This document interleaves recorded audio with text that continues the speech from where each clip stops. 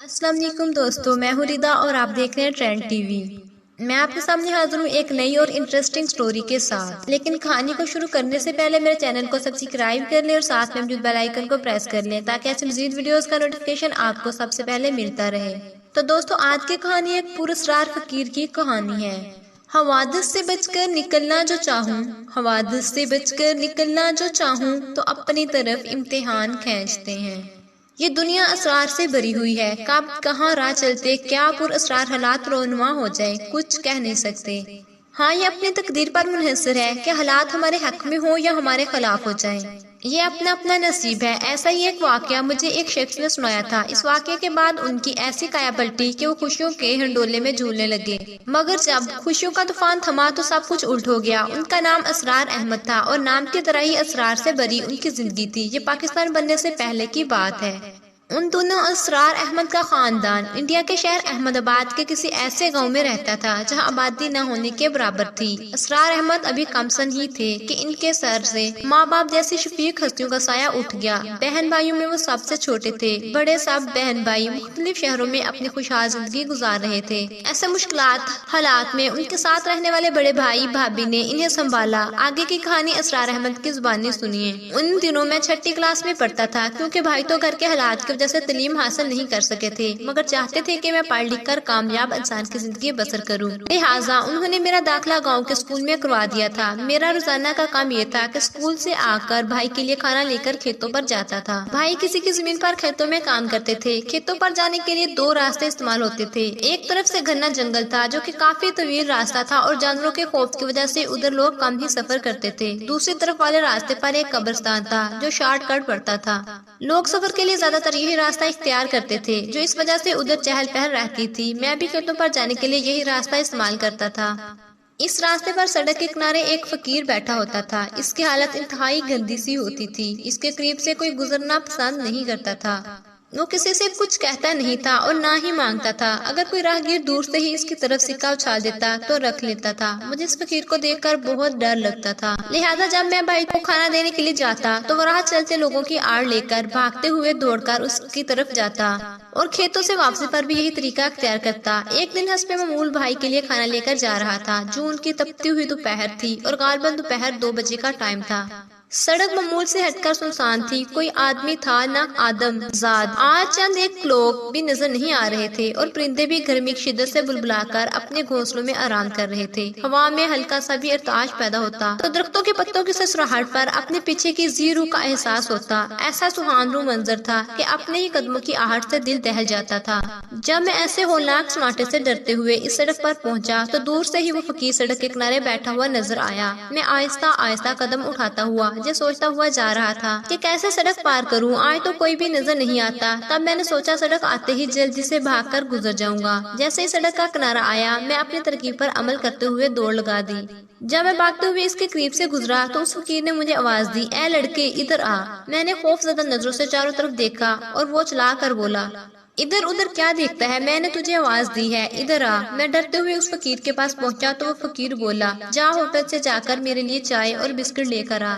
Hotel سڑک کے بالکل آخری کونے پر تھا، وہاں جانے کے لیے 10 منٹ لگتے تھے۔ میں اس فقیر سے پیسے لے کر ہوٹل سے چائے بسکٹ خرید کر لایا اور فقیر کو دیکھ کر جلدی آگے بڑھنے لگا۔ وہ فقیر بولا، کہاں جا رہا ہے، میرے ساتھ بیٹھ کر چائے بسکٹ کھا۔ میرے منع کرنے پر بھی فقیر بولا، کھا لے ورنہ بہت پچھتائے گا، مرتا کیا نہ کرتا۔ بیٹھ کر چائے پینے لگا۔ اس نے بسکٹ اٹھا کر مجھے دیے کہ لے کھا۔ مجھے اس کے ہاتھ سے لیتے ہوئے گن آ رہی تھی، مگر میں نے خاموشی سے لے کر کھا لیے۔ اب میرا خوف کافی حد تک کم ہو چکا تھا۔ کھانے کے دوران اس نے مجھ سے پوچھا، یہ ٹفن لے کر کہاں جا رہا ہے؟ میں نے کہا بھائی کو کھیتوں پر کھانا دینے جا رہا ہوں۔ جب ہم لوگ چائے بسکٹ کھا چکے تو مجھ سے بولا، اب تو چلا جا اور پیچھے مڑ کر مت دیکھنا۔ اجازت ملنے پر میں نے جلدی سے ہوٹل کے برتن اٹھائے اور ٹفن لے کر اپنی منزل کی طرف چلنے لگا۔ میں ڈر رہا تھا کہ بھائی پوچھیں گے تو کیا جواب دوں گا کہ اس سارے کام میں تقریباً 1 گھنٹہ صرف ہو گیا تھا اور بھائی سے ڈانٹ پڑنا یقینی تھا۔ جب میں کھیتوں پر پہنچا تو بھائی نے دیر سے آنے کی وجہ پوچھی۔ میں نے کہا اسکول کا دوست مل گیا تھا، اس سے باتیں کرنے لگا تھا۔ بھائی مطمئن ہو کر کھانا کھانے لگا۔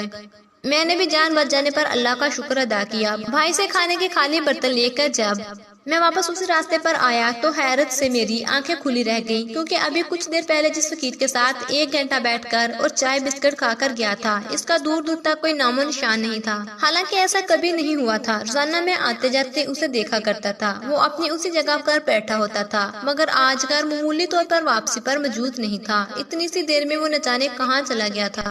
और इससे भी ज्यादा हैरानी की बात ये थी, जहाँ वो बैठा होता था वहाँ चंद सिक्के पड़े हुए थे। मैंने सोचा शायद इस फकीर के रह गए होंगे। मैंने ये सोचकर जेब में रख लिए कि कल वापस कर दूंगा और घर की राह ली। दूसरे दिन जब मैं भाई को खाना देने के लिए गया तो फकीर मौजूद नहीं था, मगर कल की तरह आज भी वहाँ चंद सिक्के पड़े हुए थे। मैंने उठाकर जेब में रख लिए। मुझे बड़ा ताज्जुब हुआ कि इतने राह चलते लोगों को ये सिक्के क्यों नजर नहीं आ रहे। ना किसी ने इस तरफ ध्यान दिया। ऐसा रोजाना होने लगा। मुझे वो फकीर दोबारा कभी दिखाई नहीं दिया। उस जगह से रोजाना सिक्के मिलने लगे। 11 साल एक छठी क्लास का बच्चा जिसे जेब खर्च के लिए रोजाना 1 पैसा मिला करता था, जब उससे हर रोज इतने पैसे मिलने लगे तो इसके लिए तो हर दिन ईद और हर रात शब रात होनी चाहिए। अब तक घर में ये बात किसी को नहीं बताई थी। मेरे स्कूल में भी वारे न्यारे हो गए थे। मैं हाफ टाइम में खूब मजे उड़ाता। मेरे दोस्त इतने पैसों के बारे में पूछते तो कह देता भाई ने जेब खर्च बढ़ा दिया है। इस दौरान मैंने अपने लिए अच्छे अच्छे कपड़े बनाए और जूते वगैरह खरीदे। बचे हुए पैसों में मैं अपने बुक्स में कपड़ों के नीचे बड़ी एहतियात के साथ छुपा देता। पैसों का अमल कुछ अरसे तक चलता रहा और उस वक्त तक मेरे पास बहुत सारा पैसा जमा हो गया था। इधर मुझे इस पैसे को छुपाना मुश्किल हो गया था। आखिर खर्च भी मैं कहाँ करता, और खर्च करता भी तो कितना करता। दोनों ही बातें किसी अजाब से कम नहीं थी। मेरी बदली हुई हालत देखकर भाई का मुझ पर शक में मुब्तला होना एक फितरती अमल था,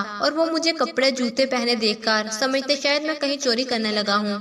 उन्होंने खामोशी से मेरे दोस्तों से पूछा। दोस्तों ने कहा असरार ने तो हमें बताया है कि भाई ने मेरा जेब खर्च बढ़ा दिया है, और फसल अच्छी होने पर भाई ने कपड़े और जूते खरीद कर दिए हैं, क्योंकि उस जमाने में आजकल की तरह इतने कपड़े वगैरह बनाने का रिवाज नहीं था। ये बात सुनकर भाई का शक मजीद बढ़ गया। वो हर वक्त मेरी ताक में लगे रहते थे। फिर एक दिन जब मैं स्कूल गया हुआ था तो भाभी ने मेरी बुक्स साफ की, तो मैं मेरी बुक्स में इतने पैसे देखकर दंग रह गई। वो समझी शायद मैंने कहीं लूटमार की है, क्योंकि इन दिनों तहरीके पाकिस्तान की शुरुआत थी और इन्होंने इस बात का जिक्र भाई से किया। भाभी के इंकशाफ के बाद भाई ने पहले तो मुझसे प्यार से बात पुरस की, लेकिन मेरे मुसलसल इनकार कर कि मुझे नहीं मालूम ये पैसे कहाँ से आए। मुझे खूब मारा पीटा और दोस्तों वाली बात बताई। तो मार की तकलीफ को बर्दाश्त ना करते हुए मैंने सारी हकीकत भाई को बता दी। भाई मुझे लेकर उसी वक्त उस जगह गए, लेकिन लोगों से फकीर के बारे में पूछा। किसी ने कोई तसल्ली बख्श जवाब नहीं दिया, लेकिन भाई को ये इल्म हो गया था कि मुझसे सच उगलवा कर वो कितनी बड़ी गलती कर चुके हैं, क्योंकि वो भी काफी दिन से उस फकीर को वहाँ बैठे हुए नहीं देख रहे थे। इसके बाद के मुख्तसर कहानी ये है कि भाई पर उस पुरस्कार फकीर और पैसे का राज खुलने के बाद फिर कभी उस जगह से मुझे पैसे नहीं मिले, मगर वो पैसा हमारे बहुत काम आया। भाई ने सबसे पहले घर की मुरम्मत करवाई और अपनी थोड़ी सी जमीन खरीद कर इस पर काश्तकारी करने लगे। हर कदम पर कामयाबी हर कदम चूमने लगी। हर तरफ सुकून हो गया। मैं तालीम की मंजिलें तय करता हुआ मैट्रिक तक आ गया। मगर इन्हीं दिनों 1947 में नई मुमलिकत पाकिस्तान के नाम से दुनिया के नक्शे पर उभरी। हर तरफ खून की होली खेली जाने लगी। इसी होली में एक दिन बलवाइयों ने हमारे घर पर भी हमला कर दिया, जिसमें भाई भाभी और बच्चे शहीद हो गए। इस वक्त मैं स्कूल में था, इसलिए बच गया। दूसरे बहन भाई का कुछ पता नहीं कि इनके साथ क्या हुआ। तन्हा रह जाने के बाद मैंने मोहल्ले के काफले के साथ पाकिस्तान में हिजरत की।